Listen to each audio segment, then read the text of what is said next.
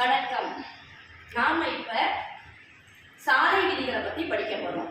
முன்பெல்லாம் சாலை விதிகள்ன்ற ஒன்று தேவையில்லை. மண் ரோட்ல அழகா அவங்க பாட்டுக்கு சைக்கிள்ல போனாங்க, வந்தாங்க, நடந்து போனாங்க. ஆனா இப்ப வாகனங்களுடைய எண்ணிக்கை அதிகமானதுனால இப்ப 4 வழி சாலை உருவாயிடுச்சு. அந்த 4 வழி சாலையில இப்படி போகும் பொழுது பல பிரச்சனைகள் ஏற்படும் அப்படின்றதுனால சிக்னல் வச்சு இங்க சாலை விபத்துகளை தடுப்பதற்கு விதிமுறைகளை கொண்டு வந்தாங்க. சரியா? சிவப்பு லைட் எரிஞ்சா வண்டி நிக்கணும், மஞ்சள் லைட் எரிஞ்சா ரெடியா இருக்கணும், கவனமா இருக்கணும், பச்சை லைட் எரிஞ்சா போகலாம். இப்போ 4 ரோட்லயும் வண்டி எப்படி இருக்கு, எப்படி போவாங்க அப்படின்றத பத்தியும் நம்ம பார்க்கலாம். இப்போ இந்த டிராபிக் சிக்னல்ல நம்ம எப்படி கடைபிடிக்கணும் அப்படின்றத பத்தி சொல்லுவோம். வண்டி எப்படி நிக்கணும், எப்படி போகணும். நிக்குது அப்படின்னு சொன்னாக்கா சிக்னல்ல லெஃப்ட் சைட்ல ஃப்ரீ லெஃப்ட், அப்போ இந்த வண்டி இப்படி வளைஞ்சு போகலாம். ஆனா இங்க சிக்னல்ல வந்து சிவப்பு லைட் எரிஞ்சிச்சுன்னா இங்க நிற்கும். சிவப்பு லைட் எரியும் பொழுது வண்டி நின்றுடும். ஆனா லெஃப்ட் சைடு வந்து தாராளமா வளைஞ்சு போகலாம், அதுல தப்பு இல்லை.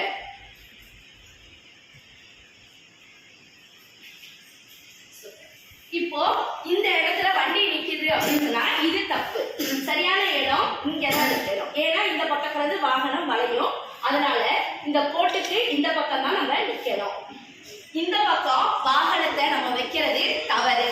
ஏன்னா இந்த பக்கத்துல இருந்து வளையக்கூடிய வண்டி ஃப்ரீ லெஃப்ட் வரும் பொழுது இந்த இடம் தப்பா போயிடும். அதனால வாகனத்தை கொண்டு வந்து இப்படி நிறுத்துறது தவறான இடம். ஸோ நம்ம இப்படிதான் நிக்கணும். இந்த பக்கம் நம்ம வந்து வாகனத்தை வளைச்சிட்டு போகலாம், இப்படி நேராகவும் போகலாம். இப்படி போறவங்க இந்த சிக்னலை தாண்டி போவாங்க. வாகனங்கள் வந்தாலும் இந்த சிக்னல்ல கரெக்டா நிக்கணும். இதுவும் தவறான இடம். அப்போ நம்ம நிக்க வேண்டிய இடம் இதுதான்.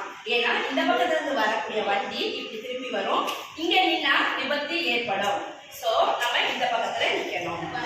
வரும் பொழுது இது சாலை விதிகள் குறியீடுகள்.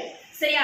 இது இந்த வளைவுக்கு என்ன அர்த்தம் அப்படின்னா, வண்டி வந்துட்டே இருக்கும்போது இப்படி ஒரு வளைவு வருது அப்படின்னாக்கா வலது பக்கம் திரும்பணும். சோ இந்த சைன் இங்க இருக்கு அப்படின்னு சொன்னாக்கா நம்ம வலது பக்கத்துல திரும்பணும். இந்த மாதிரி ஒரு குறியீடு நம்ம வாகனத்துல வந்துட்டு இருக்கும்போது இருக்குது அப்படின்னு சொன்னாக்கா நம்மளுடைய இடது பக்கம் வளையுது, சாலை இடது பக்கம் வளையுது அப்படின்னு அர்த்தம். அப்படின்னு சொன்னாக்கா நம்ம வாகனத்துல வந்துட்டு இருக்கும்போது இந்த குறியீடை பார்க்கணும் அப்படின்னு சொன்னாக்கா இது நோ என்ட்ரி, இந்த இடத்தில் நுழைவதற்கு நமக்கு அனுமதி இல்லை. வாகனத்துல நடந்து போறவங்க போகலாம், வாகனங்கள்ல போறவங்க இந்த மாதிரி ஒரு குறியீடு இருக்கும்போது நம்ம நுழையக்கூடாது, அந்த பக்கம் நம்ம போறது தவறு. இது மாதிரி இருக்கு அப்படின்னு சொன்னாக்கா அதுக்கு ஒரு குழந்தை கையில பேக்கோட போகுது அப்படின்னு சொன்னா பள்ளி இருக்கும் இடம் மெதுவாக செல்ல வேண்டும் அப்படின்னு அர்த்தம். சோ இந்த மாதிரி ஒரு சிக்னலை பார்த்தா நம்ம போகும் பொழுது வாகனத்தை மெதுவாக ஓட்டணும். அடுத்தது இது மாதிரியான ஒரு சிக்னலை நம்ம பார்க்கிறோம் அப்படின்னு சொன்னா இந்த சைன் இருக்கும் பொழுது நோ பார்க்கிங், நம்ம வண்டியை இந்த இடத்துல நிறுத்தக்கூடாது அப்படின்றதுக்கான ஒரு சிக்னல் என்னன்னா இப்படி போட்டு பி போட்டுருவோம். இப்படி போட்டுருந்தா நோ பார்க்கிங், அந்த இடத்துல நம்ம வண்டி நிறுத்தக்கூடாது. நிறுத்தினா நமக்கு ஃபைன் விடும்.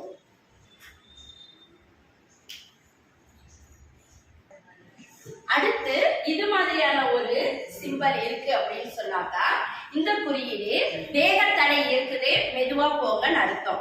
இது மாதிரி மேல தெரியுது அப்படின்னு சொன்னா வேக தடை இருக்கு, நம்ம வேகமா போனோம்னா வாகனங்கள் விபத்துக்கு உள்ளாக வாய்ப்பு இருக்கு. அதனால இந்த சிம்பலை முன்னாடி போட்டிருப்பாங்க. அதை நம்ம வாகனத்தில் போகும்போது கவனமா போனோம்னா இந்த சிம்பலை பார்த்து ஸ்லோ பண்ணி போகணும்.